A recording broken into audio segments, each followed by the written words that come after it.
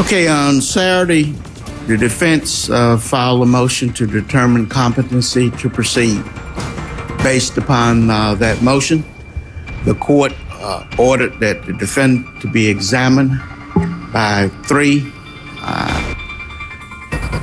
psychologists to determine her competency to proceed.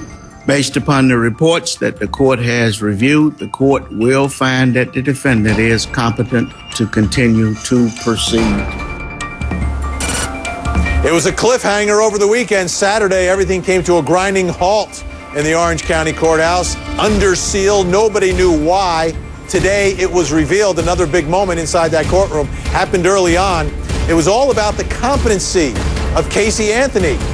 She was tested by 3 different psychs, and the judge, based upon those reports, which are under seal now, she was determined competent to stand trial. But her own attorneys questioning her competency. Joining our panel today, Fran Sherman, licensed psychologist here in Orlando, Florida.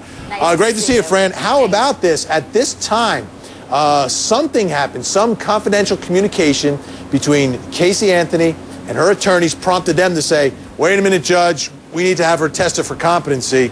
Do you think it's the pressure, the emotion of what happened with her brother, or is it just Caley Anthony insisting that she needs to take the stand and they think she's nuts? You know, it's really curious because at this point in time, I think we finally saw some real emotion from her, and I really think that she's extremely anxious and sad, which is why we see a lot of the laughing, a lot of the inappropriate behavior. As far as looking at her competency, in order to be declared incompetent, you really have to be psychotic. And what that means in layman's terms is you have to be unaware of your surroundings, not oriented to time, place, person. You need to be hearing voices. And we're watching the video right now. I mean, looking at this video of her today, my goodness, she was smiling, she was laughing, she was interacting with her attorneys, she was reading the reports. Right. I mean, she didn't seem like she was out, checked out, however you want to term it. It seemed like she was clued into everything that was happening. Absolutely, and I've worked with so many people who are psychotic, who do hear voices, who have delusions, and you really can see it in their whole manner. Caley does not impress me as a woman who is psychotic. She really does not. I really expect that she's very anxious, probably very sad, and it was probably a big reality test. Oh my God, I might die. I don't see her any different than any other criminal defendant, Judge. I mean, in terms of breaking down, look at her. She looks very lucid, looks like she's in tune, she's able to communicate.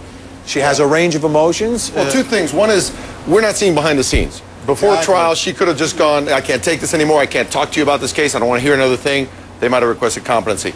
More likely, you know that we've talked about the fact she has to take the stand in order to win, have a shot at winning, let's say. It's possible she came up with another story? No, well, that's always possible. But it's possible that she's insisting on taking the stand and her lawyers are basically abandoning putting her on for that particular defense. And they've decided, you know what? She's insisting over our suggestion. Let's have her evaluated for competency so later on it doesn't come back and bite us. That Could you be shouldn't have let her lawyers protecting themselves and also determining where she is at this point. Yeah. Okay.